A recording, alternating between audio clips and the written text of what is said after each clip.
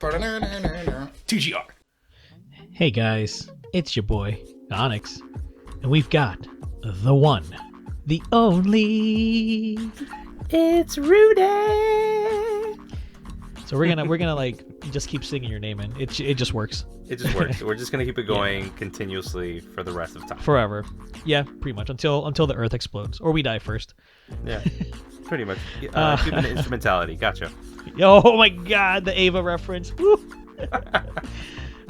Spoilers. Anyway, so guys, on today's very special podcast, we are going to be discussing the second half, or more like the last 5 months of the year, and we're going to talk about the game releases that are coming out. We're going to look at them via release date. That's our order. And it's going to be fun. At the very end, I'm going to have a little game to kind of sort out the top 3 most anticipated games, but we'll get to that in a later time. For now, Rudy, you know what month we're in, right? Well, we're at the end of July. We're at the end of July. The last game that I think most people are excited for in the month of July is coming out tomorrow. Oh yeah. So that's Fire Emblem. Are you hyped? Dude, I mean, pretty much anybody and everyone that is a gamer that's even remotely interested in a tactics game is getting this game. For sure. I mean, that and like so many people were sold. Like it seems like there's a bunch of newcomers this time around. Am I right or what? I'm pretty sure there are. I mean, it's the Switch. The Switch brought back a lot of people that kind of fell off the Nintendo bandwagon for a while. So yeah, there's going to be a lot of newcomers here, and it makes me happy because the game is looking phenomenal. Today, the review embargo actually lifted, and I think as of the time of this recording, it was at an 87 on Metacritic. So not the highest Fire Emblem. I think that's still Fire Emblem Awakening, but it's up there. It's up there, and 87 is nothing to scoff at. That's a good game. You know, it may not be like, I guess, what critics would call an instant classic, but I really don't care about critics. They can do whatever.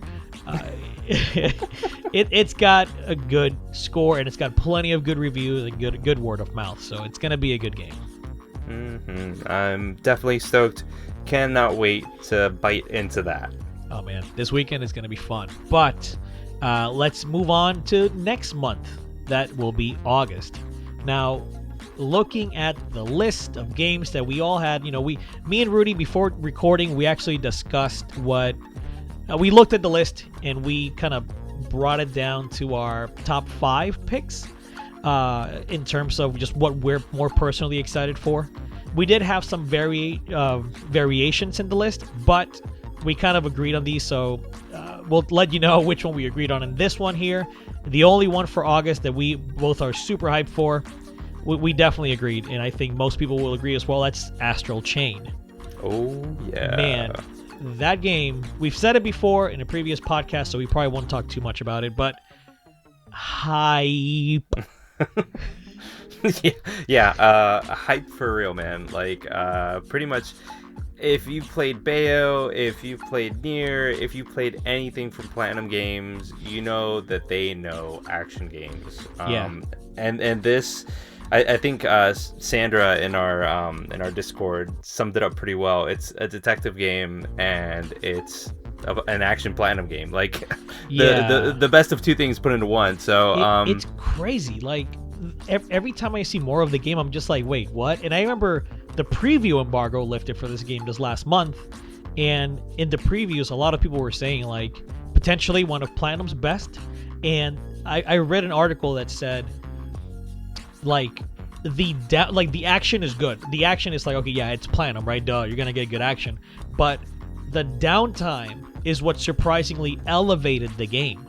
And that has me so interested to think, like, wait a second, so, like, the chill, you know, where you're just kind of hanging out and not doing anything, that's, like, what made the game feel unique. So I'm really looking forward to this, man. August 30th, it's far away. We still have a month left, but it can't come any sooner. It's going to come fast, man. Like, we're going to go ahead and get into Fire Emblem. We're going to bite into that, and then this is going to come right around the corner. I personally really want to finish Fire Emblem before Astral Chain comes out. But 60 hours on one campaign, yikes. Yeah, And dude. I still haven't finished Bloodstained. Like, Yeah. Oh, games, man. dude. Games. But that's the only one in August. We're pretty hyped for that. Let's move on to September. Cool. There's 2 games that are coming out in September. The first one that I'm, more excited for than Rudy, because Rudy actually didn't play the base game, but on September 6th, Monster Hunter World Iceborne. Man, I know that you didn't really get to play too much of World, and I really hope that you can find the time to do so. But I know it's hard. It's a commitment for sure, and it's more fun with friends. But, dude, Iceborne looks to be everything I wanted and more. In San Diego Comic-Con, the Capcom was there and the producers were there, and they were just talking about like more stuff and more like developmental ideas, like just the basis on how they wanted to develop this expansion. And they showed off a bunch of like footage from one of the subspecies for Glavenus, which is like one of the flagships from the older games. And I don't know if this is true, but my brother sent me a picture of like icons from a bunch of different monsters and their subspecies. They haven't revealed that yet. So like this expansion could literally have like the same amount of monsters that Monster Hunter World's base game had. That's insane to me. Like this could literally double the length of like content. You know what I mean? And that honestly, that sounds like typical Monster Hunter fashion. Yeah. Because every time that we've like talked about it, you're always like, oh, dude, like you can easily sink in hundreds of hours into this, and honestly, I think I got to like Hunter rank 6, and I never like had the opportunity to get back into it just because of work and everything else. But honestly, it's definitely one of the games that is sitting there, and I'm just like, I want to get back into it. I want you to get back into it, man. So definitely when I actually have access to a PlayStation again, I might actually hop onto that and I need you to, because like there really isn't any experience quite like it. Monster Hunter is very unique and hella fun. And yeah, you can definitely sink in 100 hours into it, but I barely got to that. I got like maybe like 90 hours into World, which is like the least I've played any Monster Hunter game. But that's because there wasn't any G rank. Like I know they added a bunch of different monsters to it, but without G rank, I just felt like, I felt like I was missing on something. So, I'm still really excited for it though, and we still have, a month and a half before the game comes out. A month and a week or 2 weeks or whatever. So during that time, I guarantee you we're gonna see more flagships, and my personal dream is seeing like a final trailer where it's like, hey guys, here's literally everything we haven't shown you yet the week before this expansion comes out, to really blow my mind. So yeah, we'll see. But so I said 2 games in September. So the September gods hate gamers because there's a bunch of other games that are coming out in September. But again, me and Rudy talked about them, and these were the 2 that we were most hyped for. The other game, which is literally 2 weeks from this 100+ hour expansion, is frigging Link's Awakening. 2 weeks. 2 weeks later. Oh man, like, dude. I know. Like we were sitting there, and I think it was when we were all going through like E3 and like release dates were like coming in and out. September just looks stacked, man. It's ridiculous. I don't know what's happening this year, but like, you look at Astral Chain, that's August 30th. A week later, Iceborne. 2 weeks after that, Link's Awakening. How am I gonna have time? Like, Now, Link's Awakening, did you play the original Game Boy version? Barely. I know that it's like near and dear to like a lot of people. The first Zelda that I played from beginning to end was A Link to the Past. Okay, fair enough. So it was my very first Zelda. I never got to beat it. I actually got stuck in the final dungeon, so I never actually got to finish the game on Game Boy Color. But as a kid, I used to just wander the world and not really do anything. So I loved it. I have really fond memories of having my purple Game Boy Color, going to my dad's job at the time, which he worked at a newspaper in Puerto Rico, and just playing that game until like 9, 10, 11 at night during summer. So just really fun stuff, man. So I'm really excited to replay the game and show it to my kid as well, like my son. I want him to play it. I want him to kind of get into it and see like, hey, by the way, your dad when he was your age played this game, so that's gonna be exciting to relive, and also for people like you that never actually got to play it very much back in the day. It's like there's another chance to play it, and it looks cute. Yeah, looks cute. It also looks like a completely accurate remake. Right. In terms of layout and enemy design and everything that's there. The dungeon maker is an interesting aspect. Right. I hope that it kind of like takes off a little bit. I know people want like a Zelda maker or something like that. Yeah, dude, that would be awesome. I think that would be really cool. But obviously, we'll see what happens. And I don't know. I'm stoked for it. I like the style. I like the way that it's kind of like claymation kind of. Yeah, it kind of has that. It reminded me of what was that? The Kirby game. There was a Kirby game that came out on the Wii U, and it had a claymation like style. So it reminds me a lot of that.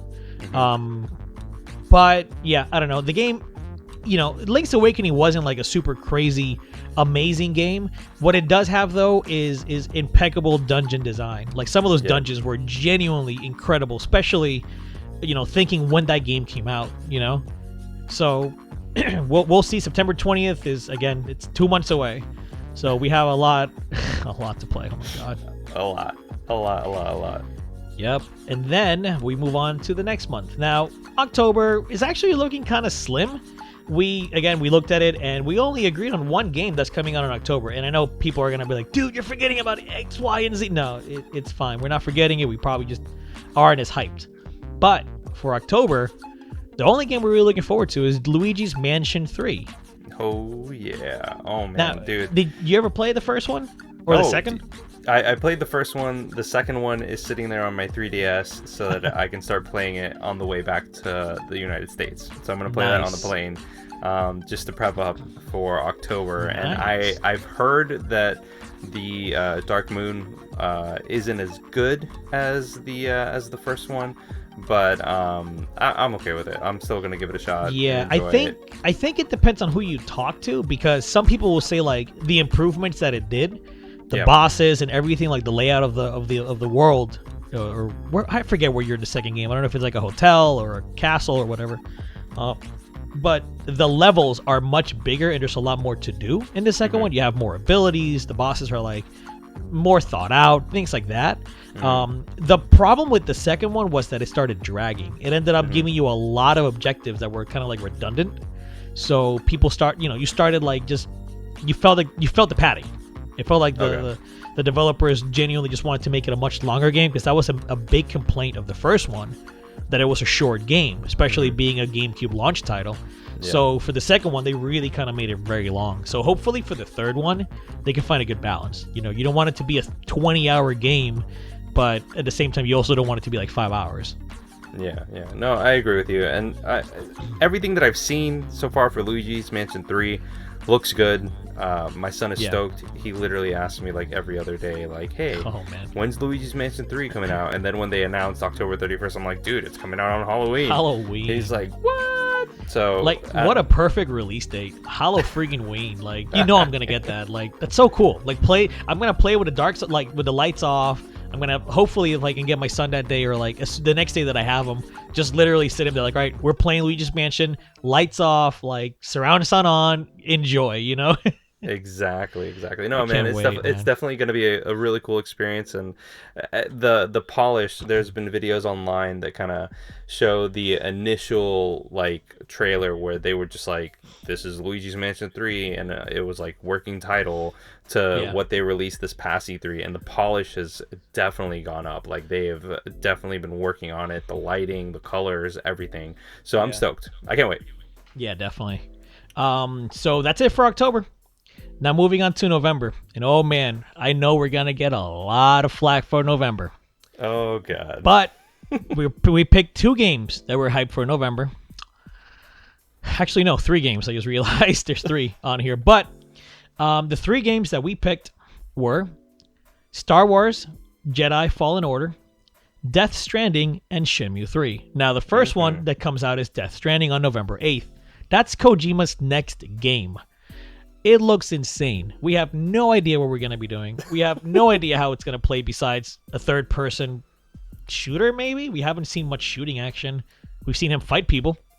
With a briefcase. Yeah, that was pretty cool. We haven't seen any vehicles. We've seen him pull out ladders out of his backpack. Yeah. I have no idea what I'm going to be doing in this game at all. I don't know either. I mean, it's gonna be good, right? Well, I mean that's hope. Mechanically, I would say yes. Right. Just because it's Kojima, but as far as like, you know, story and everything, like I feel like we're going to play the game and some questions will be answered, but we're gonna be left like with our minds just totally screwed. Like we're just gonna be dude. What did we just play? What did we just experience? And I think at the end of the day, that is what it's going to be. It's going to be more of a total package experience. I don't know, like like the cinematography alone through all the CG trailers that he's released and what we've seen from MGS5 and everything. Like the guy knows what he's doing. He's a little cuckoo for sure, but he knows what he's doing. Yeah, he's big into art house movies and stuff. So definitely looking forward to that. I don't know. At worst case scenario, I have a feeling like the world might be empty, and there won't be much to do in the world besides like combat and running away and delivering stuff, I guess. That's my biggest concern. I think the story will be interesting. It may not be like mind-blowing. I really don't think it's going to be a mind-blowing story, but I at least want it to be interesting enough to get me to a certain point. It is a new IP, you know, so I can't expect it to be like this crazy emotional game. I don't know.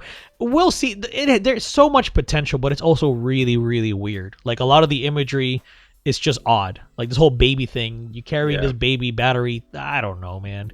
But that's November 8th. You know what they say, man. Like, and this is kind of like totally off the wall, but they say that kids, you know, they have higher senses and things like that. So I don't know, man. Like maybe they're able to like sense the creatures on like the other side that you saw, right? Because I don't know if it was you or somebody else that like mentioned that there was kind of like this whole death mechanic that when you die in that game, you don't really die. You kind of just go into like the other world and you have to find your way back. That was kind of I think that was either confirmed by the trailer or Kojima said in an interview after. But yeah, when you die, you pretty much go to like that purgatory hell World War I looking thing, and you have to like fight out of it. So like death is like hell. It's really interesting. Kojima has always had a lot to say. I mean, Metal Gear Solid 2 has arguably one of the most important moments in video game history. I agree. That whole conversation about, you know, the digital like future and the like how he said in the game, the cesspool of random information that was going to be shared and spread and misinformation. And I literally think about Facebook when I think about what he said in 2001, and that the man clearly has vision. He has a lot to say, and I think he'll say a lot with Death Stranding. What that message will be, I mean, obviously we'll find out when the game is out, but I'm looking forward to it for sure. November 8th will be fun for sure. Indeed, sir. Indeed. Right. So, moving on. November 15th, Star Wars Jedi Fallen Order. Now, I don't have a lot to say for the game. Literally, I think it was today, Respawn had an article where they mentioned that the game is like Sekiro, which it's not a bad thing, but it's funny that, you know, when we were watching the video, the trailer during E3, we all said it. This looks like Dark Souls. So it kind of makes sense that it would feel like Sekiro. That's a very Souls-like game. Minus the combat, of course. And it's a good thing. I think it's good. I think that it trying to be like Sekiro is not a bad thing. No, not at all. And you know, I haven't finished Sekiro. I think you're like right in front of the last boss. Yeah. But it you know, I thoroughly enjoyed Sekiro so far. I haven't finished it yet, but it's definitely one of those games that like it I don't know, the fact that that they went ahead and said that Sekiro was kind of like the inspiration for like the gameplay and the mechanics and all this and that. it seems kind of fishy because this game just came out, Sekiro. I mean, Right. it seems kind of like, okay, so pretty much you guys saw a couple of trailers and you're like, oh yeah, this looks cool. Let's go ahead and do the same Right. thing, They just saw with the Star Wars. They saw the E3 2018 trailer and we're like, all right, guys, hold on. I'm onto something. What if we take Sekiro and put Star Wars over it, baby? Right.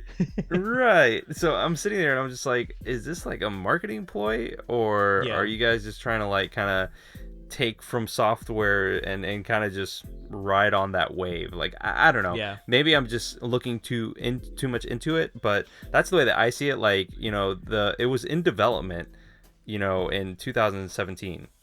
I mean 2018. I'm sorry. Right, 2018, and they went ahead and pretty much was like, yeah, we're working on a game and it's got Jedis, and that's pretty much it. And then we get the CG trailer, and then we get gameplay, and it seems so fast. Yeah. For them to be like, yeah, the Sekiro is definitely what inspired us. So I don't know, man. Maybe it's just me. Maybe I'm just looking too deep into it. That being said, though, I'm okay with them saying that Sekiro inspired that gameplay. Right. Because if it's gonna play with it and you got lightsabers, I'm down. I'm okay with that. Yeah. Sekiro had an amazing combat system. I don't think they're going to match it unless they somehow talk to Miyazaki. I don't know. But it's not a bad thing. And I'm looking forward to it. I don't know if it's going to be, a great game. It might just end up being like a, low 80 on Metacritic. But we'll see. We'll see what happens. I mean, I love the Yakuza series, and that series tends to be in the 80s on Metacritic. So pop off. That game is amazing. Play Yakuza. Anyway. Moving on, though. The next game is my personal pick. Rudy, actually, I don't think you ever played Shenmue, but Shenmue 3 comes out stupid 4 days after Star Wars. And yeah, dude, that is gonna be everything that I think Shenmue fans have wanted for. From the people that have played the game, the preview builds, everyone has said, like, if you're a Shenmue fan, if you like what Yu Suzuki did with Shenmue 1 and 2, you're gonna like Shenmue 3. And I think that's it. There are certain games that need to appeal to everyone. There are certain games that want to appeal to everyone and have that mass market appeal. Shenmue has never been that. The reason Shenmue is legendary is because of what it did in 1999. Those graphics, the world, a time like realistic time spans, weather effects. Like, they literally looked at the weather, all right, in history. Like, they looked at in the 80s in Japan. They looked at the weather for that day, and they put that in the game. Like, that attention to detail was not around in 1999. So Right. Shenmue is a legendary game for what it strived. Did it do it all perfectly? Hell no. That game is flawed. It was flawed 3 years after release, and it's hella flawed now. But you can't look at Shenmue and say, oh, it's garbage. It led to a lot of things that happen. That happen. I mean, you literally look at the graphics from Shenmue again, 1999, and look at Final Fantasy IX, which came out that same year, and you're gonna be like, holy crap, yeah, this is insane. What is this? What am I looking at? Touché. So I think Shenmue 3 is gonna be a good game for the fans, and that's it. And I'm okay with that. I don't need it to be anything else, if I'm perfectly honest. Yeah, I mean, everything that I've seen. So the only reason by the way, the only reason I didn't pick it up or play it or anything like that was because when it came out, I didn't have a Dreamcast, and yeah. like the Dreamcast, that was the console that I wanted, and I wanted Sonic Adventure. I wanted to go ahead and play Crazy Taxi, and like I wanted all those games, and like my parents were like, no. They were like, here's a PlayStation. Have fun. I mean, which is not a bad gift to get, right? Freaking, I got stuck with games. Final Fantasy VIII. Oh, boo. Dude, I never even owned a PlayStation. I ended up playing Final Fantasy VIII on my PC. I got the PC version of that game. Yeah. No way. Yeah. The only time, like, when I played Final Fantasy 7 and 9 and all that was when I owned a PS2.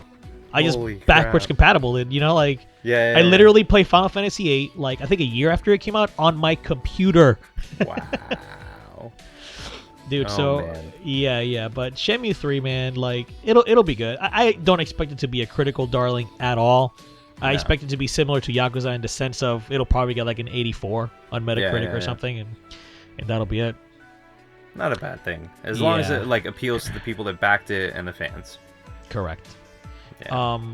But that's it for November. Now you might be thinking, wait a second, where's Pokemon? That comes out in November. What are you doing? We're gonna get it. I just don't know if we're super duper hyped.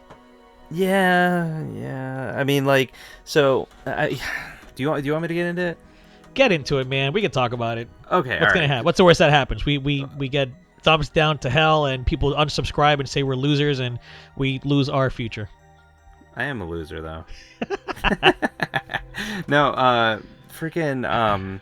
Okay, so I don't know if you guys know or not, but there's like this huge controversy. Yeah, it's pretty huge. Like, it's a pretty big controversy, and like the thing is that people they have said that there's a bunch of like apologists and things like that are saying that Pokemon they have so much they have to do and blah blah blah blah. Guys, this is the #1 grossing franchise in the entire world. In the world. We're not talking about like in video games or no. This makes more money than Avengers. Guys, this makes more money than like freaking I don't know, like what else is up there? DBZ, like No. In terms of Japanese, like literally, you look at the top grossing franchises in the world, right?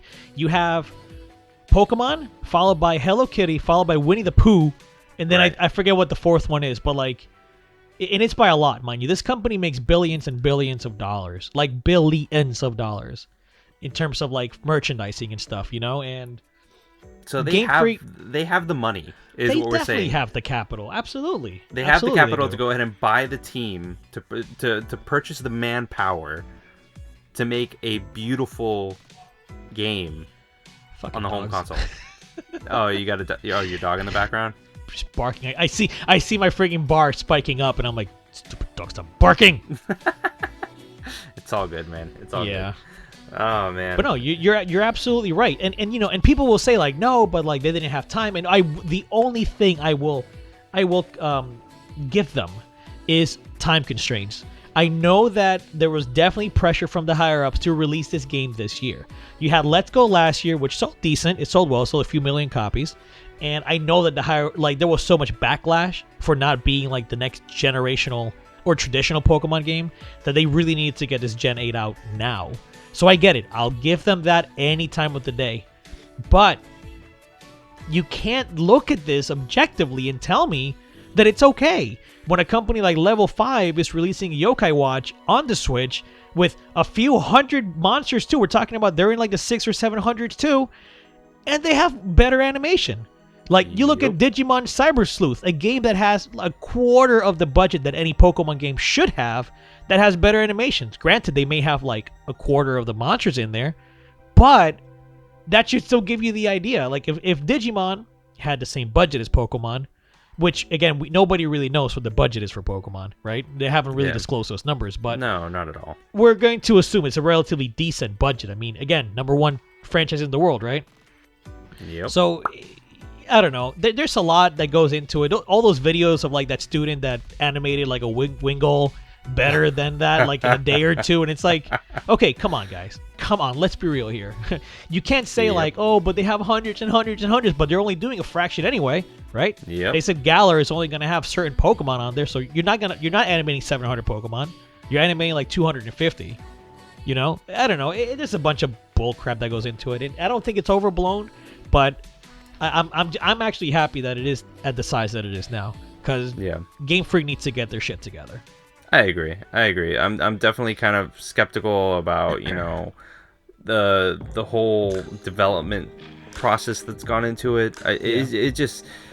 You got a bunch of money. You can afford it. You're making it. It's just like why not give the players the best experience possible? Why go ahead and cheap them out? It's crazy, man. I was looking at a video by a YouTuber that he was playing Pokemon Stadium, and I was just paying attention to the animation there, and like it's funny because he was complaining like back in like 2012 when the video was actually published about the animation, saying like, oh, the 3D animations take so long, it's super slow and whatever, but they looked good. And I remember, like, when X and Y first came out, people were concerned that the animations would take too long because how Stadium 1 and 2 did. The animations were beautiful, but yeah, they did take a while to come out, so that made the game feel sluggish. And I think the Pokemon Company heard that and were like, or Game Freak rather, heard that and was like, oh god, no, we can't do that anymore. Like, we gotta make the fighting and the battling like really quick and zippy. And I think they may have started with that with X and Y, but they couldn't find a nice middle ground, you know? Right. So I don't know. I think that there's a lot to talk about here, but the Pokemon is not on our list because we've opened up our eyes and said, hold on, maybe this is something we should consider. We're still going to get it. We're probably going to review it or at least talk about it for quite a while, but I haven't canceled my pre-order. It's there. I'm still getting Sword. Like, yeah, it's going to happen. It's just, it sucks because, you know, I want, if I'm investing the money into it, I want the best experience possible. This is a $60 game. Like, it's on an HD console. I'm going to compare it to other HD games that are $60. Dragon Quest XI looks way better. So, and it's on the same console. I don't want to hear it. I just don't want to hear it.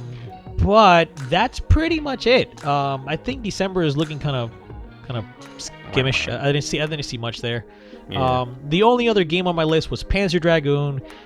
I'm not gonna say much about it. The only thing I'm gonna say is watch my reaction video if you really want to see why I care, because I die and come back to life in that same video.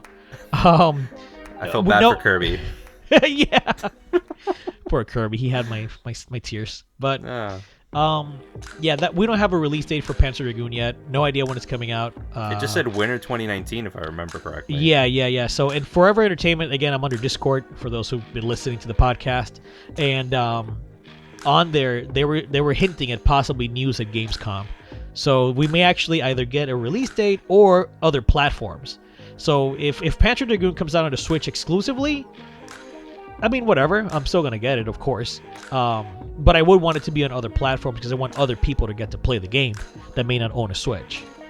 Steam would be preferable. And then, of course, like PS4 and Xbox. But I'm going to get it on... Like, if it comes out on PS4, I'm probably going to get it on PS4. I know. You want that 60 FPS. Damn straight I do. Yeah, man.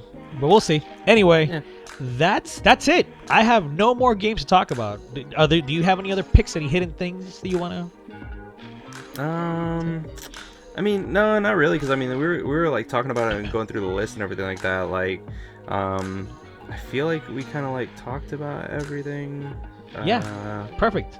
Yeah, we kind of like went down the list and like we talked about everything. There, you know, obviously I would love for, you know, what is it, Silk Song to come out this year, but that's purely speculative. Like, who knows when that's going to come out. Team Cherry has been pretty silent about it, despite having like a full-on demo at Treehouse. So it's like, this game looks like it's ready to go, at least the beginning portion of it. So WTF, man, what's going on?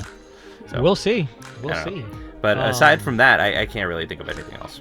Cool. So you look at his list and you think, damn, that's a lot of games, but I can really only afford 3 in the next couple of months. How do you figure that out? Well, we've got a solution for you, friend.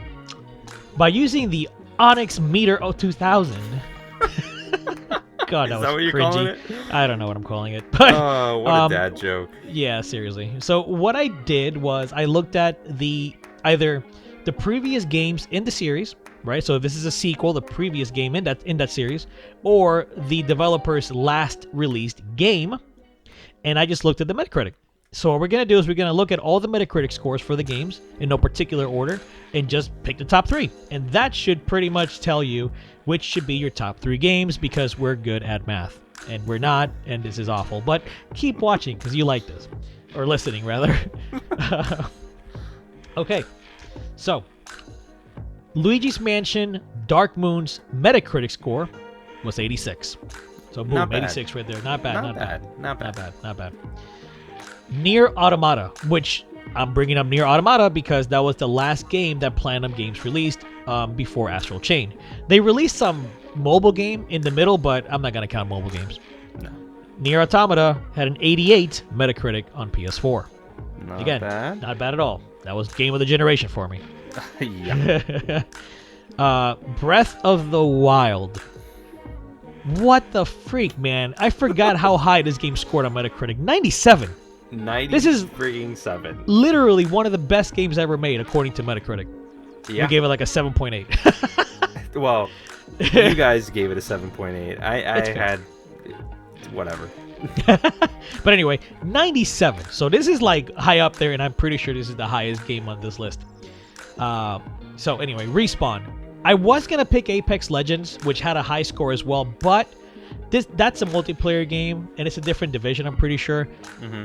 So I went with their last single-player game, which is Titanfall 2, baby. Oh, yeah.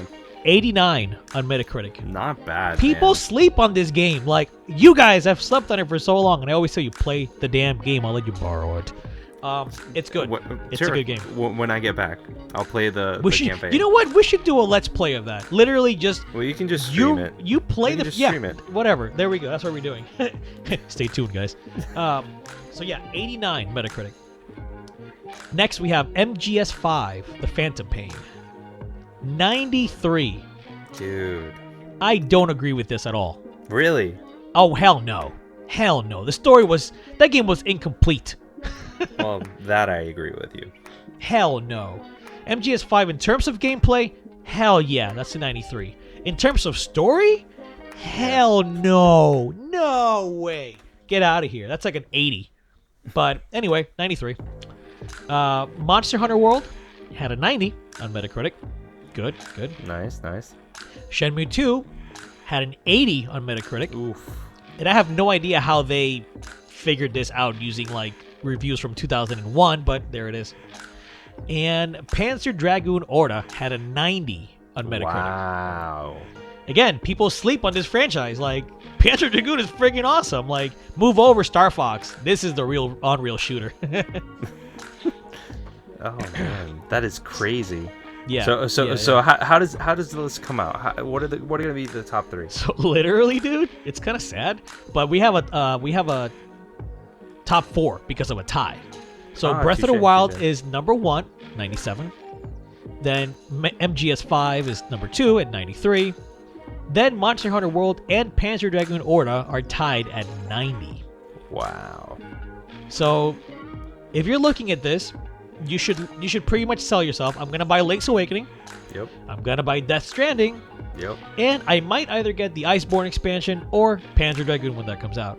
Panzer Dragoon, though, it's not the same developers. This is a totally different company. Like, I think they may have possibly gotten in touch with the original creator or something to get some sort of feedback.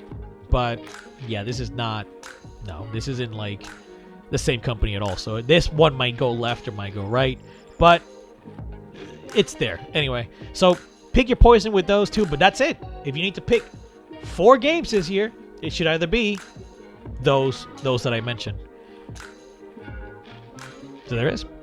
That's the conclusion. Either buy Link's Awakening, buy Death Stranding, play the Iceborne expansion, or possibly Panzer Dragoon if it comes out in the second half of 2019. Legit. That's awesome. Well, I'm definitely stoked for Link's Awakening and all. Well, I'm stoked for all the games, honestly. Yeah. It's just it's gonna be such an amazing fall and winter. Yeah. Just Not a take my bad time money. to be a gamer at all. Not a bad Heck time no, man. at all. Heck no. Like, honestly, it's kind of, I forgot who it was. I think it was like Brian Ashcraft or whatever, when he was like at the beginning of like the PS4 and Xbox One generation. He was like, you know, everybody wants to go ahead and buy these consoles and they want to go ahead and get into it, but you guys need to remember that consoles, they're kind of like you guys when you wake up in the day. Like, you wake up, you're groggy, and you kind of just slowly wake up. And then, like, in the middle of the day, you kind of, like, hit your peak, and you're, like, chugging at it, like, 100%. And then you, like, by the end of the day, you're still going, but you're starting to wind down. You're starting to get ready for the next day. And Right. the cycle starts all over again. So, like, with this, I mean, I feel like we're definitely hitting the end of the generation. So Oh, for sure. um, And they are hitting. I mean, to look at this list. Look at this list. Like, you literally have a game like almost in every genre.